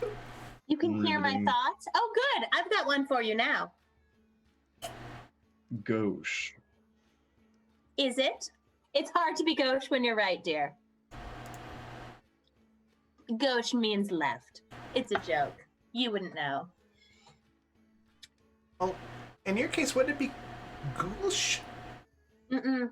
You've still got about 100 years before you're funny. This is what I'm saying. Sweet mushroom boy. We have this whole castle that you could move into. You wouldn't have to, keep digging out underneath the town, because eventually it's going to fall in, and we could give you garbage to eat from the town every day. I think- We are amenable to this. Because I bet you're not getting very much from the castle now, are you? Not from it's- the castle, no. A few weeks ago, there was It- bounty to be had on the beach, however. Mm-hmm. Oh, yeah, that was great. Of course, it wouldn't be garbage. Apparently, Lady Di and I need to talk about our branding. This would be premium organic compost for you and your people. I sense that you are going to be asking for payment in return for this. Oh, just a modest, reasonable fee. We have evolved beyond the use of currency. We can trade you Oh. in goods, however. What kind of goods? I think up until this point, Locrian's been kind of skeptical. But once we mentioned offloading a lot of our waste products, it made more sense. He's almost thinking what if we zone this in such a way that they have their own town and we don't have to deal with all the paperwork of. They can deal with their own paperwork. Well, that seems kind of I don't know. That seems kind of rude. They can be an autonomous collective. We would literally be suburban.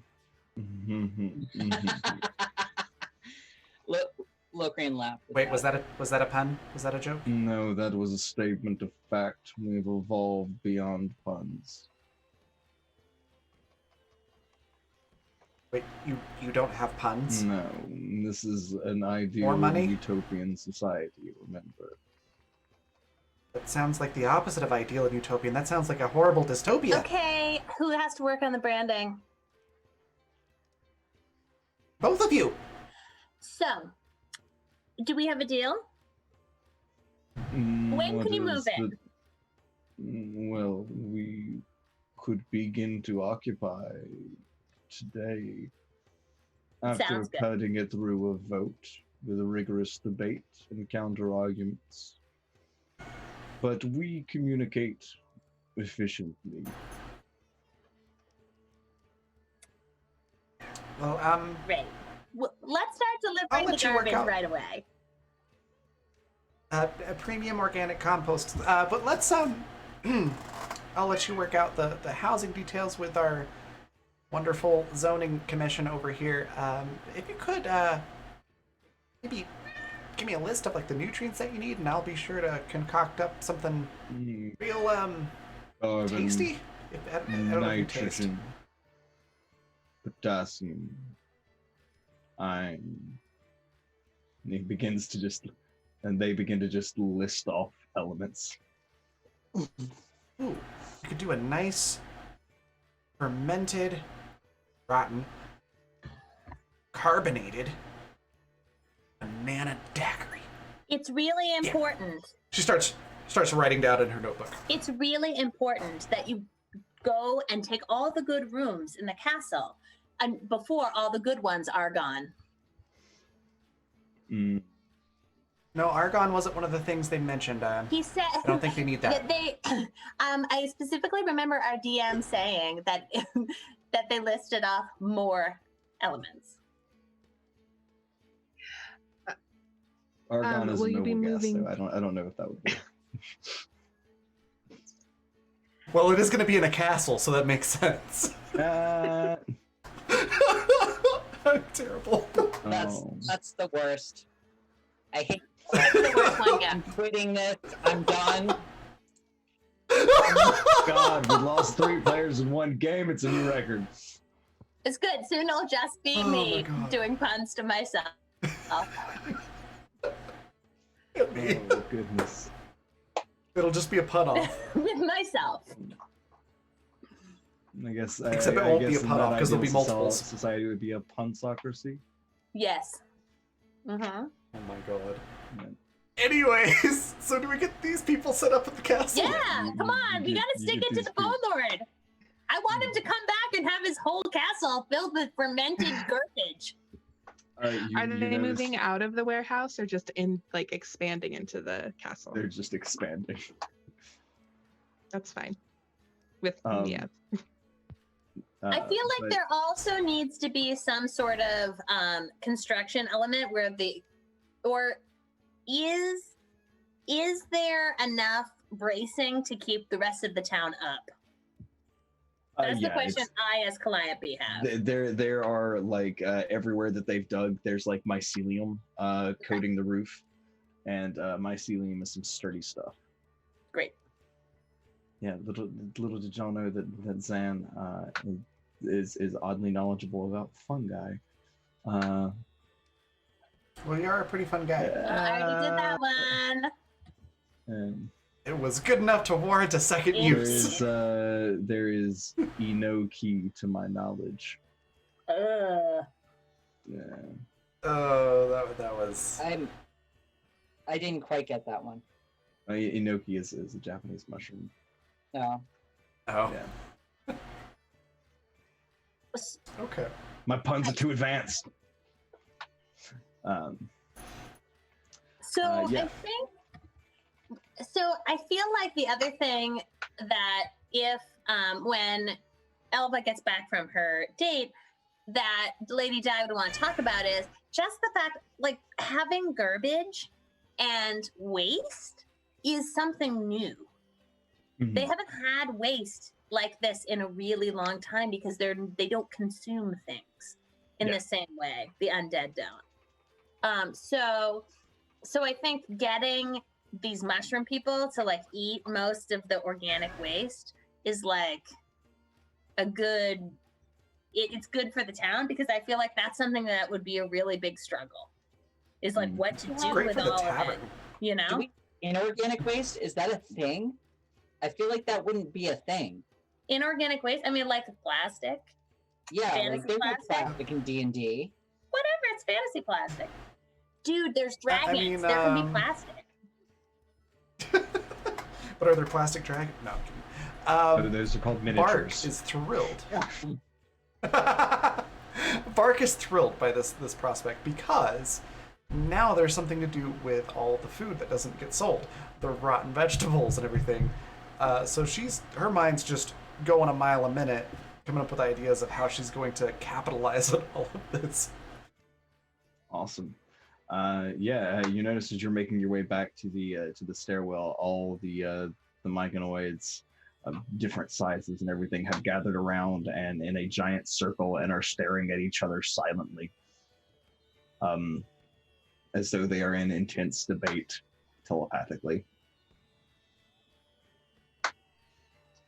After a few moments, the one that's been guiding you around goes, "Yes, we have come to an agreement. We will take your castle, and in exchange we shall provide you some of our excess crop, and we shall take your waste. It is fine. We know that it is waste." What is this excess crop? What are we getting? Allow me to show you. Takes you back to some of the other rooms, and one of the caverns is a brightly glowing room full of this luminous moss, just growing on every surface. One of them is a room full of various. It almost looks like algae, but it's fruiting pods that smell tangy and a little sour, but not unpleasant. And there is another that looks like it has almost banana trees where the leaves have no color, growing from the ceiling, with kind of coconut-looking fruits dangling a few meters below.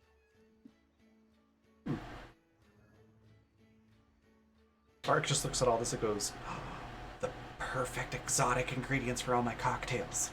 What I want to know about, how do you take care of this moss? Oh, it does it itself. It's moss. You don't There's have to keep it in the dark or anything? No.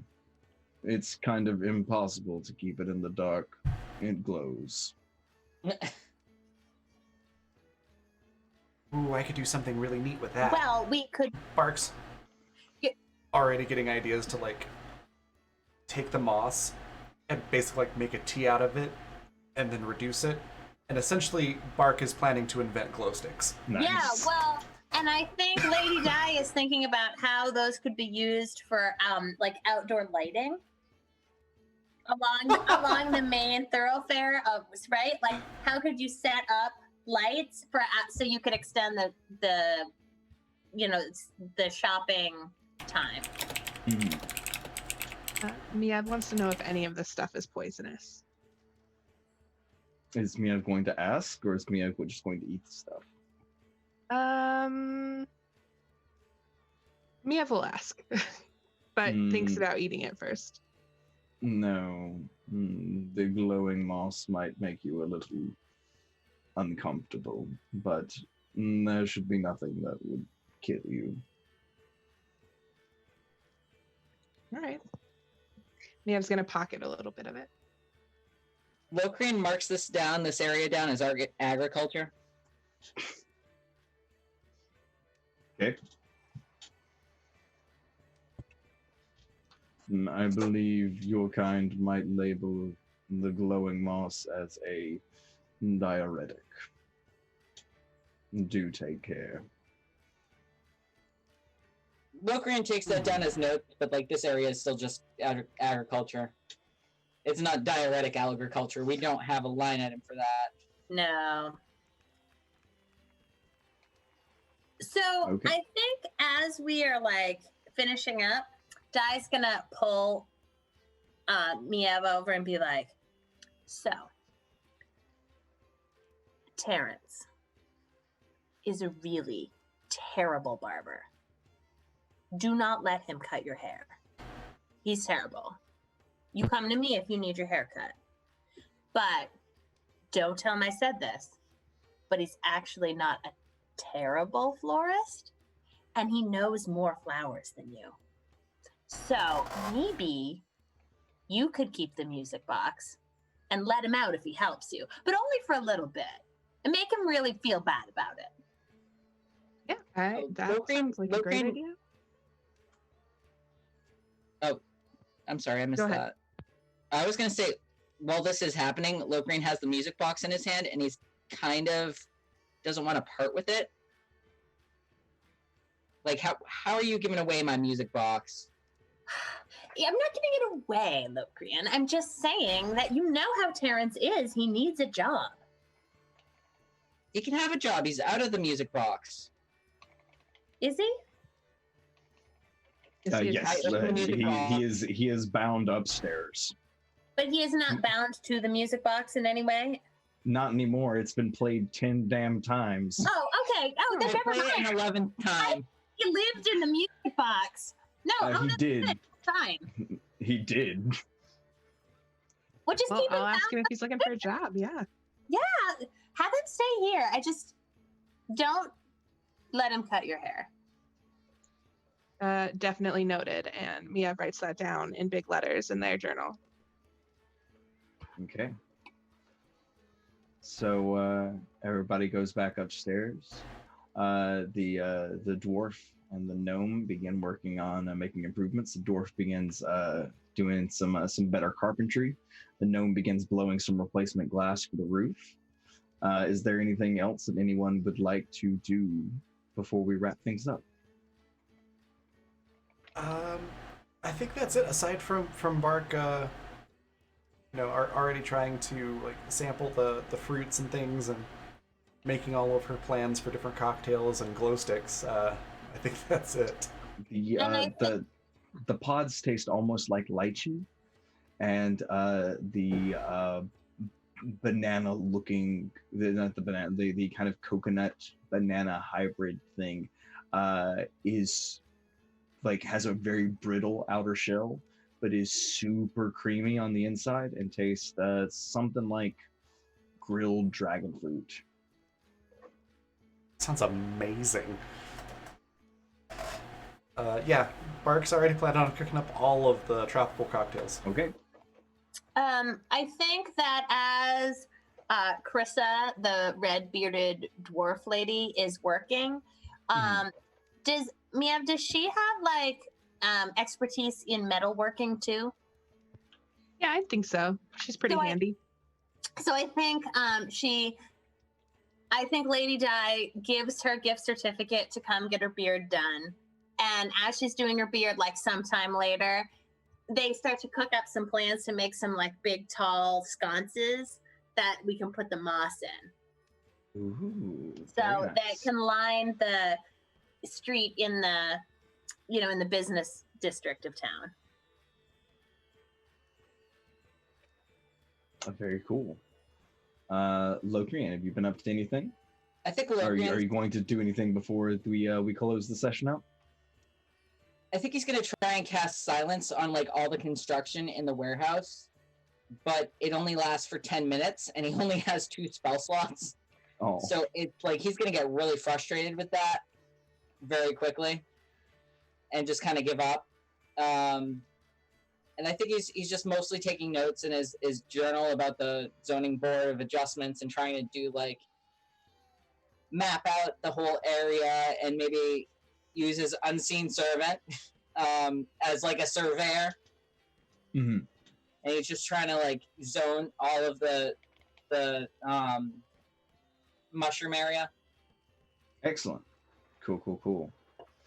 Yeah, and Maya, was there anything else that you wanted to do? I don't think so, besides talking Terrence into being my new assistant florist. Ah, well, I guess I could do that for you. It's floral advisor is the title that I would prefer, however. Floral advisor. I will do my best to remember that. Yeah, well, thank you. Yeah, we'll just go ahead and write that on your hand. Mhm. Yeah, and yeah, I'll try to instruct you in the growing of things. You know, Well, despite me being a flaming skull and all, I do know a little bit about growing. Wonderful. Yeah. Is there anything that anybody else would like to cover?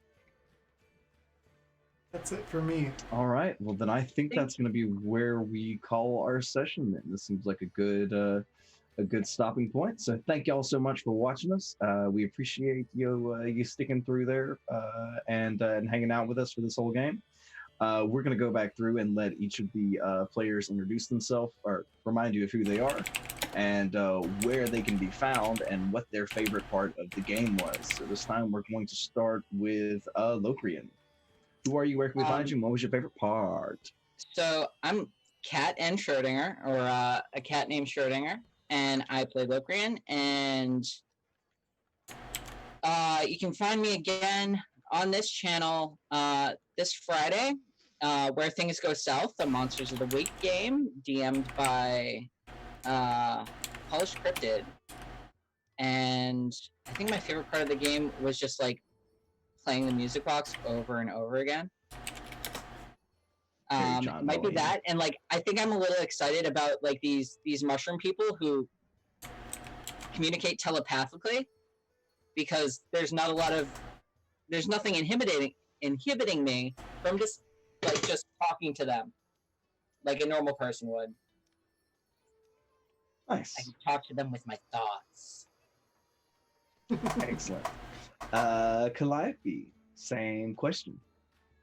So I'm Calliope, and you can find me on Twitter at Calliope. You can find me next weekend on Polished Cryptid's channel doing They Came From Beneath the Sea with you, Zan. But I don't remember the details, so I'll leave that to you. And that'll be exciting.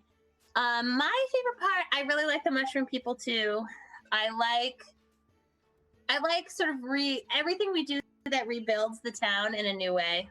I like, and I like the idea that maybe the mushroom people and Lady Di will end up being friends, but we'll see. They have no hair to cut, so we'll have to see. And they have no clothes to wear, so we'll have. Yeah, I don't know how much they have in common, but we'll try. They have no shame. No. Face. Yeah, you can find me in this game and then on Twitter at GameFace. And my favorite part of the game was, getting to see the florist shop and the warehouse. And then I also really enjoyed when Bart bailed Mia out when they were trying to find the sealing mechanism. I appreciated that moment a lot. Awesome. That was fun. And Raven. Yeah, favorite part. There's a lot of really good moments. I think my favorite, though, is the interaction between Terrence and Lady Di. Just like the obvious, well, at least from Bark's perspective, it looks like obvious previous romantic tension between the two. And Bark just being like, okay, I'm just going to let you two do that. But no, the whole thing was really cool, and just it's a very unique little world we have here, and everything is so just easy to imagine. The descriptions of everything was easy to visualize, and it just sounds really, really cool. So I'm really appreciative of this neat little village that you've made for us, Zan. Oh.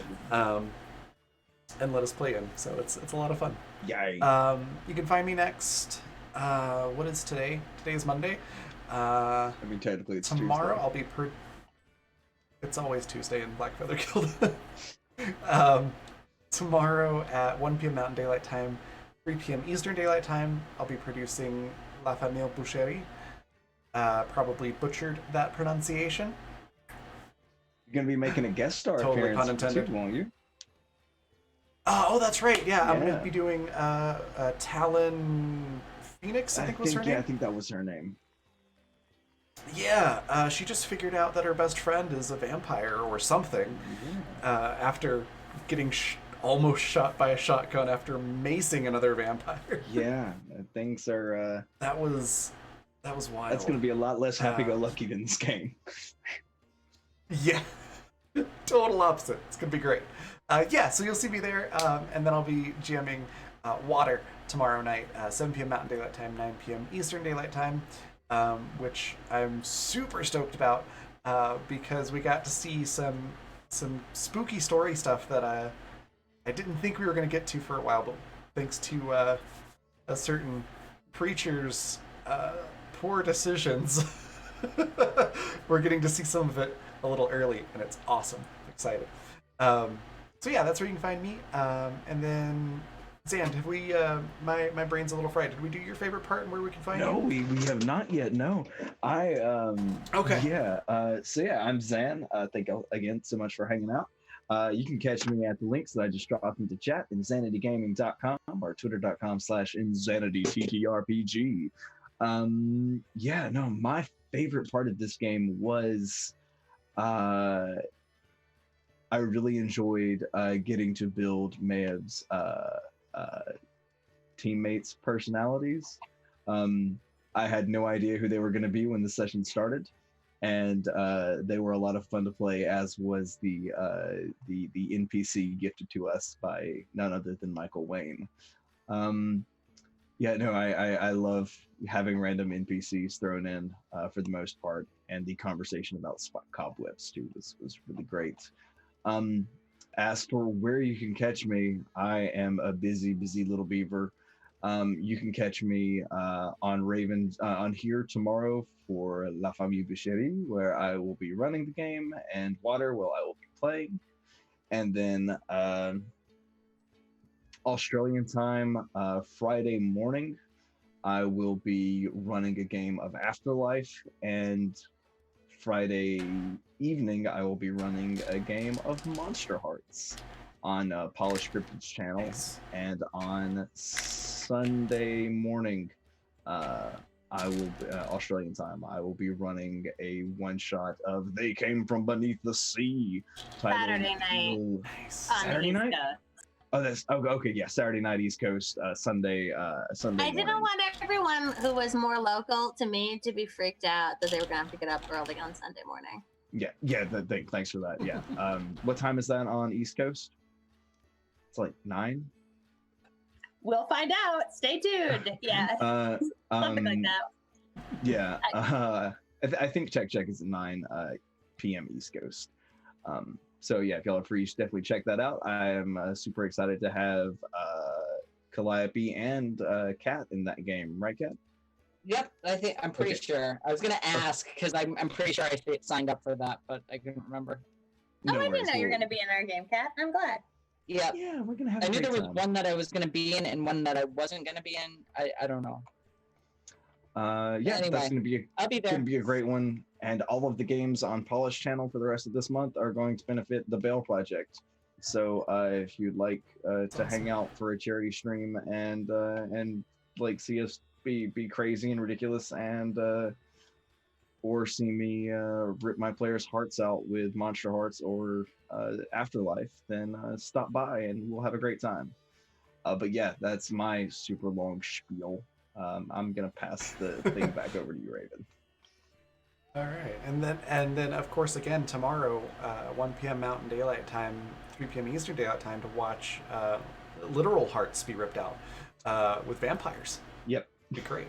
Yeah, we're gonna go on a raid. We've got our raid cry, which is there is not much room for error. And we're gonna go raid. Make sure that they're still on. Yes, Stella Luna, who is just a fantastic person and variety streamer. She does a lot of my brain is really fried. Tabletop stuff as well. So definitely give them a follow if you're not doing so already. And I will see you all tomorrow. Hi everybody. Hello, and welcome to Blackfeather Guild. Before we go in and say hi to the cast and get started with the show, I wanted to talk very briefly about viewer actions and a little bit about sponsors. So first off, there's a number of ways that you can actually actively participate in the show.